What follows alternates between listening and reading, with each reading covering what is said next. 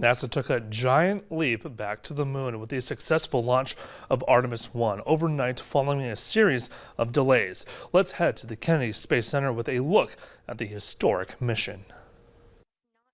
We are getting our first images from the Orion capsule following this morning's liftoff of NASA's most powerful rocket.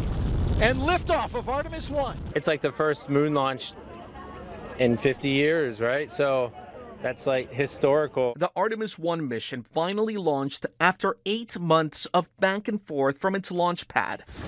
It was delayed by 2 hurricanes and numerous technical issues, including hydrogen leaks. New leaks showed up Tuesday night, just before the launch window opened, and a group of NASA technicians, known as the Red Crew, were sent onto the launch pad to assess and fix the leak. My heart was pumping, my nerves were going, but yeah, we showed up today. The rocket has sent the Orion capsule with no astronauts on board on a journey around the moon. In 25 days, it's expected to splash down in the Pacific. The Artemis program is named after Apollo's mythical twin sister.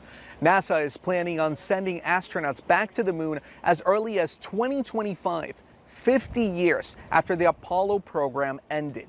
This is just the test flight.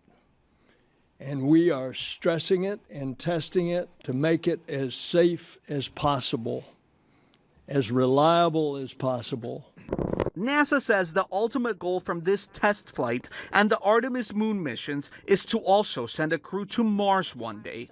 Christian Benavides, CBS News, at the Kennedy Space Center. And it wasn't a cheap mission. The mission cost more than $4 billion. We'll still head at noon, a recipe that adds a little garlic and a little zest to a favorite side dish. Valley News Live at noon is back in 2 minutes.